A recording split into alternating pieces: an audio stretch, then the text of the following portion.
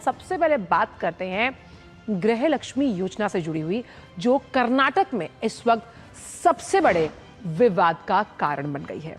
तो कर्नाटक सरकार की सबसे चर्चित और महत्वाकांक्षी योजनाओं में शामिल गृह लक्ष्मी योजना अब गंभीर सवालों के घेरे में है।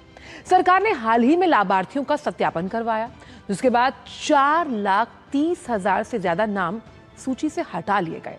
इस कार्रवाई ने न केवल योजना के क्रियान्वयन पर सवाल खड़े कर दिए, बल्कि ये बहस छेड़ दी कि आखिर इतने बड़े पैमाने पर जब अनियमितताएं हुई हैं, ये अब तक छुपी कैसे रही? क्या ये प्रशासनिक लापरवाही थी या फिर सिस्टम का बहुत बड़ा फेलियर? देखिए हमारी खास रिपोर्ट के जरिए। कर्नाटक में कांग्रेस की डीके शिवकुमार सरकार पर गृह लक्ष्मी योजना में भ्रष्टाचार के आरोप लगे हैं। गरीब और जरूरतमंद महिलाओं को आर्थिक सहायता देने के उद्देश्य से शुरू की गई गृह लक्ष्मी योजना में अब प्रशासनिक खामियां उजागर हुई हैं। सरकार द्वारा कराए गए व्यापक सत्यापन में खुलासा हुआ है कि लाखों अपात्र लाभार्थी योजना का लाभ ले रहे थे। जांच के बाद 4,30,000 से अधिक नाम लाभार्थियों की सूची से हटाए गए हैं, जिसमें 1,95,000 मृत लाभार्थी, 1,96,000 आयकर जीएसटी दाता परिवार और 30,000 से ज्यादा ई-केवाईसी आधार सीडिंग लंबित लाभार्थियों के नाम शामिल हैं। सबसे चौंकाने वाला तथ्य यह है कि लगभग 1,95,000 मृत महिलाओं के खातों में भी प्रतिमाह 2,000 रुपए जमा हो रहे थे।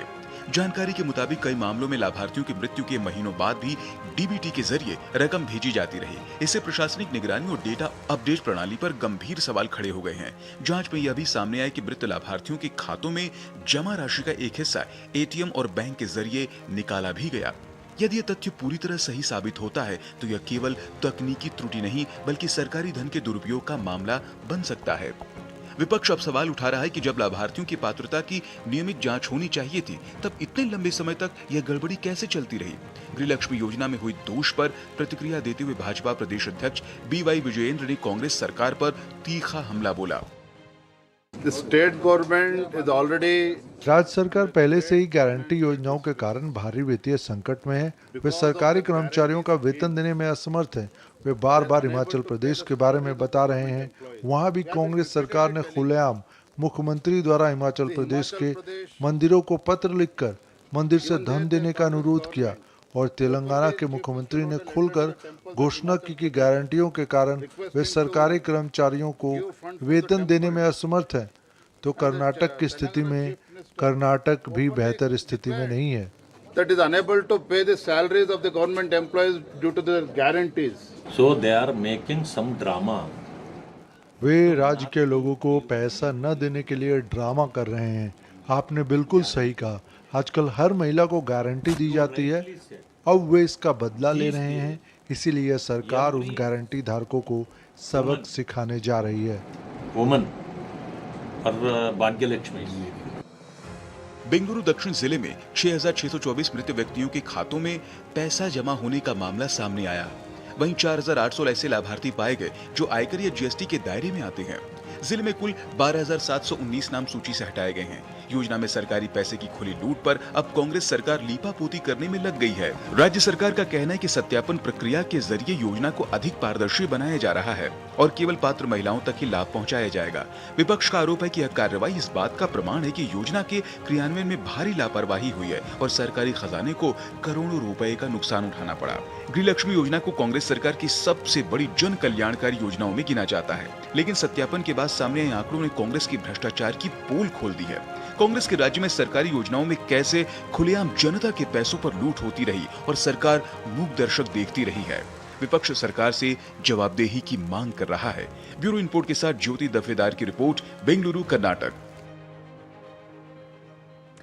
तो किस तरह से गृहलक्ष्मी योजना, जो लाभार्थियों को लाभ देने के लिए आई थी, लेकिन अब विवादास्पद मोड़ ले चुकी है, क्योंकि कुछ ग्राफिक्स के जरिए आपको बताते हैं कि जो उसमें मृत और अपात्र व्यक्ति थे, यानी कि जो इसके हक के काबिल भी नहीं थे, उन्हें ये लाभ दिया गया। सरकार ने हालांकि इस योजना को फिलहाल बंद करने से भी इनकार कर दिया। अब विपक्ष जो है वो इस योजना की पारदर्शिता पर भी सवाल उठा रहा है और साथ ही साथ किस तरह से ये जो अनियमितताएं की गई हैं उसकी अकाउंटेबिलिटी कैसे सुनिश्चित की जाएगी, कौन इसको लेकर सिस्टम की जो नाकामी है उस पर जवाब देगा, इसको लेकर भी विपक्ष लगातार जो है वो विरोध कर रहा है। इसी बड़ी खबर पर बात करने के लिए ज्योति इस वक्त जुड़ गई हैं बेंगलुरु से। सीधा उन्हीं का रुख करते हैं। ज्योति, वो कहते हैं कि कोई भी योजना तभी सफल मानी जाती है जब जो अंतिम पायदान पर खड़ा व्यक्ति है उसका लाभ वहां तक पहुंचे, लेकिन गृहलक्ष्मी योजना तो कहीं ना कहीं इसमें विफल होती हुई नजर आई।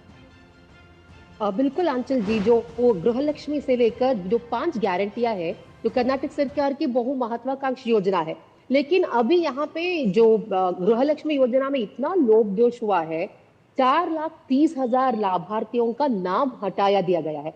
उसमें 1 लाख से भी ज्यादा, बहुत हैरानी करने वाली बात यह है कि 1 लाख से भी ज्यादा मृत लाभार्थियों को इतने साल तक पैसे जा रहे थे।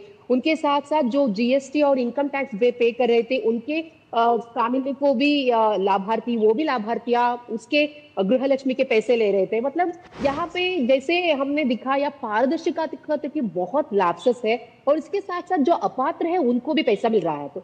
तो इनके साथ साथ अभी गृहलक्ष्मी जो है वो कह रहे थे कि सब लोगों को देंगे। हम कहते हैं ना, कुछ पॉलिसी अगर लेंगे तो टर्म्स एंड कंडीशन अप्लाई। अभी यहाँ पे कर्नाटक सरकार की ये जो गृहलक्ष्मी है, अभी इस पे टर्म्स एंड कंडीशन पहले ऐसा कुछ नहीं था। जो घर की जो बहुत बड़ी महिला होती है, हेड ऑफ द फैमिली होती है, उनके लिए ये 2,000 देते थे। लेकिन आते आते वक्त ही गृहलक्ष्मी में ऐसे जो टर्म्स एंड कंडीशन आए, और यहाँ पे जो बहुत बड़ा सवाल है, 3 साल तक आप क्या कर रहे थे? 2023 से गृहलक्ष्मी आया है, तो 3 साल तक कितने लोगों का आपने इतना बड़ा लापरवाही कैसे हो सकता है? 3 साल तक 4,03,000 लोग यहाँ पे पैसे ले रहे हैं, तो सरकार के नजरे में नहीं आया क्या? इतना लापरवाही कैसे? यही विपक्ष का सवाल है। इसके साथ साथ जो आम जनता है ये भी वो ही पूछ रहे हैं। तो अभी इसलिए सरकार एक स्टेप आगे जाकर, तो उनके गलतियां तो वो नहीं मान रहे, वो कह रहे हैं कि आगे जाकर हम बायोमेट्रिक कंपलसरी करेंगे, तो इसके बाद कोई भी जो लोभदोष हो रहा है तो हम वहां पे वो रोक लगा सकते हैं। लेकिन इतने सालों तक हुआ है, 2023 से लेकर अब तक कितने लाख या करोड़ों के जैसे नष्ट हुआ है।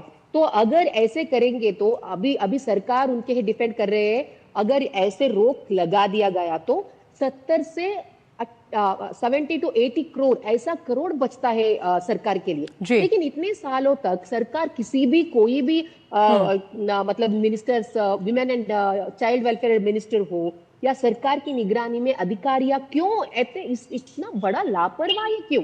क्योंकि आपके जो गारंटी के वजह से ना फाइनेंशियल डिफिसिट हुआ है। चाहे वो शक्ति योजना हो, आप कहते हैं कि इतने करोड़ महिलाएं बस में चढ़े और 200 यूनिट जो इलेक्ट्रिसिटी फ्री हो, सब में कहीं ना कहीं जो तो इसमें ज्योति एक बहुत बड़ा सवाल ये है कि तमाम जो योजनाएं हैं और उसमें गृहलक्ष्मी योजना, क्योंकि खुलकर इसमें जो अनियमितताएं थी वो सामने आई, जो सिस्टम का फेलियर भी हो सकता है, भ्रष्टाचार भी है, उसकी वजह से वित्तीय दबाव साफ तौर पर राज्य प्रशासन पर पड़ता है और जो कहीं ना कहीं ट्रांसफर किया जाता है आम लोगों पर।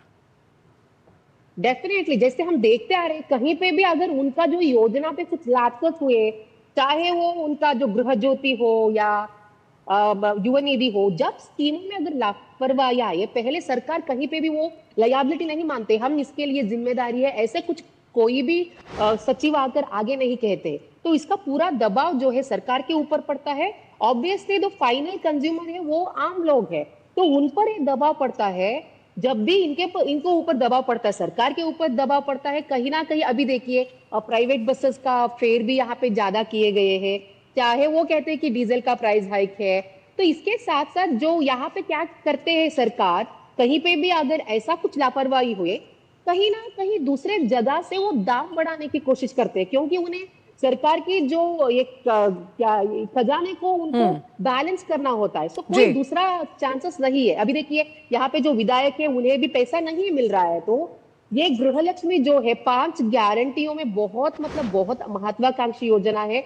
और गृह ज्योति को लेकर भी डीके शिव कुमार, अभी जो मुख्यमंत्री वो कहते थे कि काका साहब को भी इनको फ्री, लेकिन अभी जो ये कह रहे हैं कि गृहलक्ष्मी में बहुत पाबंदी लगाए हुए है, पता नहीं इस पाबंदियों से सबसे अहम इसमें पॉइंट यहाँ पर ये उठकर आता है ज्योति कि अब सरकार को जो वहां पर इस योजना के बारे में बात लगातार कर रही है, उन्हें इसकी पारदर्शिता को और अकाउंटेबिलिटी पर जवाब देना होगा। बहुत बहुत शुक्रिया आपका ज्योति, इन तमाम जानकारियों को हमसे साझा करने के लिए। तो हमने बात की यहाँ पर दक्षिण भारत की, और आपको लिए चलते हैं अब रंगीलो राजस्थान की तरफ। प्रधानमंत्री नरेंद्र मोदी की अगुवाई में राजस्थान नवीकरणीय